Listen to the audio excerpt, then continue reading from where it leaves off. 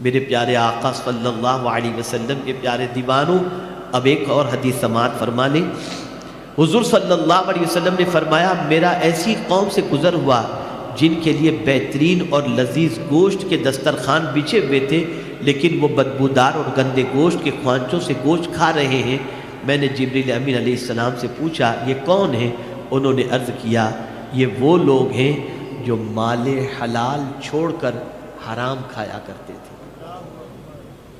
یہ چند باتیں میں نے آپ کی سماعتوں کے حوالے کی، اس لیے کہ سفر معراج میں حضور صلی اللہ علیہ وسلم کہاں سے کہاں تک پہنچے، اس کے حوالے سے آپ نے اتنا سن لیا ہے کہ شاید میں کہوں یا میں گفتگو کروں تو آگے کی بات آپ خود ہی بتا دیں گے۔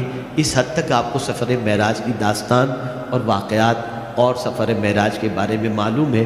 میں نے یہ بات صرف آپ کو بتانے کے لیے اس لیے آج ضروری سمجھا کہ جس طرح ہمارا یقین ہے کہ حضور صلی اللہ علیہ وسلم معراج کے سفر کو گئے تھے، اور ہمارا یقین ہے کہ حضور صلی اللہ علیہ وسلم سچ کے علاوہ کچھ نہیں فرماتے، تو سفر معراج میں جب حضور صلی اللہ علیہ وسلم نے جن لوگوں کو جن گناہوں کی وجہ سے جن عذاب کے اندر دیکھا، وہ بھی اپنی جگہ پر حق ہے۔ اس لیے ہمیں چاہیے کہ ہم اللہ کی بارگاہ میں ان گناہوں سے بچنے کی بھی دعا کریں، اور اللہ نہ کرے ہماری زندگی میں یہ گناہ ہم سے سرزد ہو چکے ہوں تو اللہ کی بارگاہ میں اس سے معافی مانگیں، توبہ کریں، اور آئندہ صحیح طور پر اپنی زندگی گزارنے کی کوشش کریں۔ اللہ رب العزت جل جلالہ آقا کریم رؤوف الرحیم علیہ التحیۃ والتسلیم کے صدقہ و طفیل مجھے آپ کو سب کو اللہ کے ارشادات پر، اس کے رسول صلی اللہ علیہ وسلم کے ارشادات پر عمل کرنے کی توفیق عطا فرمائے، اور پروردگار ہمیں ان لوگوں میں نہ شمار فرمائے جن لوگوں کو رسول اعظم صلی اللہ علیہ وسلم نے جہنم کے اندر عذاب میں گرفتار دیکھا۔ ہمیں ان لوگوں میں اللہ شمار فرمائے جن کو مصطفیٰ جان رحمت جنت میں جاتے دیکھے ہوں۔ اللہ تعالی ہمیں جہنم کی آگ سے بچائے اور جنت کا حقدار بنائے۔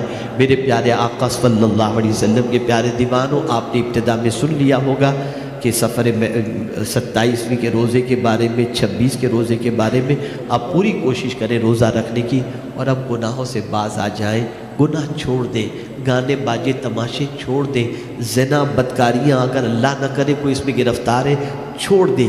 یہ گناہ میں لذت تو ہے، عزت نہیں ہے، اور اس کی سزا بہت سخت ترین ہے، اور ہم اس دنیا کے اندر مستقل رہنے کے لیے نہیں آئے۔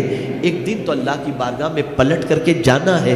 ہم میں کا کون ہے جو اللہ کو حساب دے سکے اور اللہ کا عذاب برداشت کر سکے؟ اس لیے سچے دل سے توبہ کریں اور آئندہ گناہ نہ کرنے کا عہد کریں، اور نیکیوں کے راستے پر گامزن ہونے کی کوشش کریں۔ اللہ تعالیٰ مجھے آپ کو سب کو توفیق عطا فرمائے۔ وما علینا الا البلاغ المبین۔ ضروری اعلان یہ سماعت فرمائیں کہ انشاءاللہ العظیم شب معراج ہر سال کی طرح اس سال بھی ایک عظیم الشان روح پرور سنی اجتماع شب معراج کا بھیونڈی کی سرزمین پر ہوگا، جس میں انشاءاللہ العظیم میں سفر معراج کے انشاءاللہ وہ نکات آپ کے سامنے پیش کروں گا کہ شاید میرا گمان ہے کہ بہت سارے نکات ایسے ہوں گے جو آپ زندگی میں پہلی بار سن رہے ہوں۔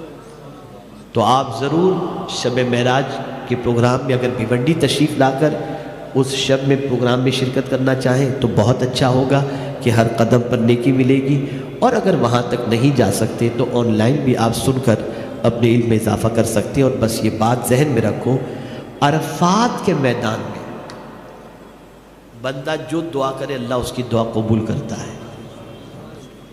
یوم عرفہ کیا وجہ ہے؟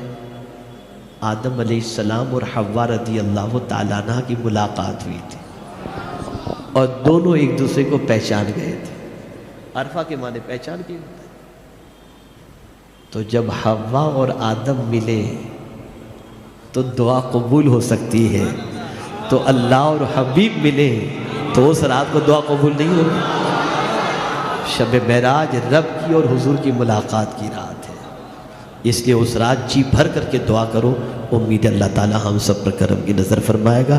السلام علیکم ورحمۃ اللہ تعالی وبرکاتہ۔ پابندی